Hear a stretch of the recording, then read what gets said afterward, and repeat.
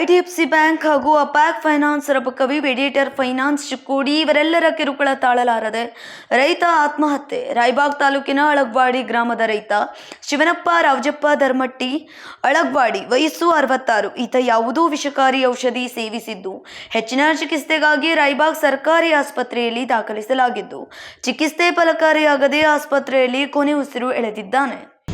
ರಬಕ IDFC bank ರಬಕೈರಿ, ಅಟ್ಯಾಕ್ bank ರಬಕೈರಿ, ವೆಟರ್ನರಿ ಬ್ಯಾಂಕ್ ಚಿಕ್ಕೋಡಿ ರೀ. ಈ ಕಿರುಕು ದಿನ ಫೋನ್ ಹಚ್ಚಿ ಕಿರುಕು ಕೂಡ ಮನನೊಂದು ನಮ್ಮ ಫಾದರ್ ಡೆತ್ ವಿಷಾಪ ಕಸದ ಔಷಧ ಒಂದು ಡೆತ್ ಆಗಿದೆ. ಯಾವ ಕಾರಣಕ್ಕಾಗಿ ಸಾಲ ಮಾಡಿದ್ರಿ? ನಮ್ಮ ಅವ್ವಾರ ಕ್ಯಾನ್ಸರ್ ಆಗೈತ್ರಿ, ದವಾಖಾನೆ ಸಂಬಂಧ ಇದನ್ನು ಇದು ಚಿಕಿತ್ಸೆ ಸಂಬಂಧ ಸಾಲ ಮಾಡಿದ್ರು. ಇವನ ಹೆಂಡತಿಯಾದ ಶಾರವ್ವ ಇವಳಿಗೆ ಕ್ಯಾನ್ಸರ್ ಆಗಿರುವ ಕಾರಣ ಸುಮಾರು 3 ವರ್ಷಗಳಿಂದ ಮೀರಜ್ ಮಹಾತ್ಮ ಗಾಂಧೀಜಿ ಕ್ಯಾನ್ಸರ್ ಆಸ್ಪತ್ರೆಯಲ್ಲಿ ಪ್ರತಿ ತಿಂಗಳು ಚಿಕಿತ್ಸೆ ಪಡೆಯುತ್ತಿದ್ದು ಆಸ್ಪತ್ರೆಯ ಖರ್ಚಿಗಾಗಿ ಸಾಲ ಮಾಡಿಕೊಂಡಿರುವ ಅಳಗ್ವಾಡಿ ಗ್ರಾಮದ ರೈತ ಆತ್ಮಹತ್ಯೆ ಮಾಡಿಕೊಂಡಿದ್ದಾನೆ.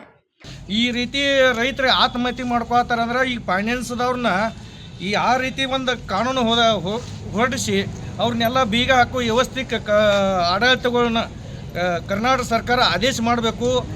ಈ ಮುಂದೆ ಘಟನೆ ಇಂಥವ್ರ ರೈತರಿಗೆ ಆತ್ಮಹತ್ಯೆ ಆಗಬಾರ್ದಂತೇಳಿ ಎಚ್ಚರಿಕೆ ಹೇಳಕ್ಕೆ ನಾವು ಇಷ್ಟಪಡ್ತೇವೆ. ಗುರುನಾಥ್ ಹೆಗಡೆ, ಜಿಲ್ಲಾ ಸಂಚಾಲಕ. ಏನಾಗೈತ್ರಿ, ಈಗ ಈ ಫೈನಾನ್ಸ್ದವ್ರ ಈಗಾಗಲೇ ಸರ್ಕಾರ ಆದೇಶ ಮಾಡೈತಿ. ಏನು ಮಾಡೈತಪ್ಪ ಅಂತಂದ್ರೆ ಸುಗ್ರೀವಾಜ್ಞೆ ಮುಖಾಂತರ ಈ ಫೈನಾನ್ಸ್ದವ್ರ, ಮೈಕ್ರೋ ಫೈನಾನ್ಸ್ದವ್ರ ಯಾವುದೇ ರೈತರಾಗಲಿ ಜನಸಾಮಾನ್ಯರಾಗಲಿ ಇದು ಅವ್ರ ಕಂತು ಕಟ್ಟಲಿಲ್ಲ ಅಂದ್ರೆ, ಸಾಲ ತೊಗೊಲಿಲ್ಲ ಅಂದ್ರೆ ಅವ್ರಿಗೆ ಕಿರುಕುಳ ಕೊಡಬಾರ್ದು ಹೇಳ್ಯಾರ.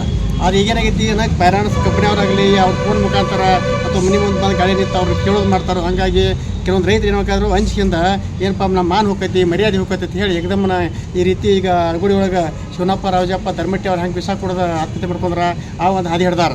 ಅದಕ್ಕೆ ಇನ್ನು ಮುಂದಾದರೂ ಸರ್ಕಾರ, ಜಿಲ್ಲಾಡಳಿತ ಆಗಲಿ ತಾಲೂಕು ಆಡಳಿತ ಆಗಲಿ ಎಚ್ಚೆತ್ತುಕೊಂಡ ಇಂಥ ಘಟನೆಗಳು ಮುಂದೆ ಜರಗಬಾರ್ದು ಅಂತ ಹೇಳಿ ಅವರ ಈ ಫೈನಾನ್ಸ್ ಕಂಪ್ನಿಗಳ ಮೇಲೆ ಒಂದು ಕಾಯ್ದೆ ಮಾಡಬೇಕು, ಕಾಯ್ದೆ ಪಾಸ್ ಮಾಡಬೇಕು, ಈ ಜನಸಾಮಾನ್ಯರಿಗೆ ರಕ್ಷಣೆ ಕೊಡ್ಬೇಕಂತೇಳಿ ಈ ಮುಖಾಂತರ ಹೇಳಕ್ಕೆ ಇಷ್ಟಪಡ್ತೀನಿ.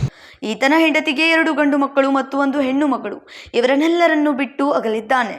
ಕುಟುಂಬಸ್ಥರ ಆಕ್ರಂದನ ಮುಗಿಲು ಮುಟ್ಟಿದೆ. ಹಾರುಗೆರೆ ಪೊಲೀಸ್ ಠಾಣೆಯಲ್ಲಿ ಪ್ರಕರಣ ದಾಖಲಾಗಿದೆ.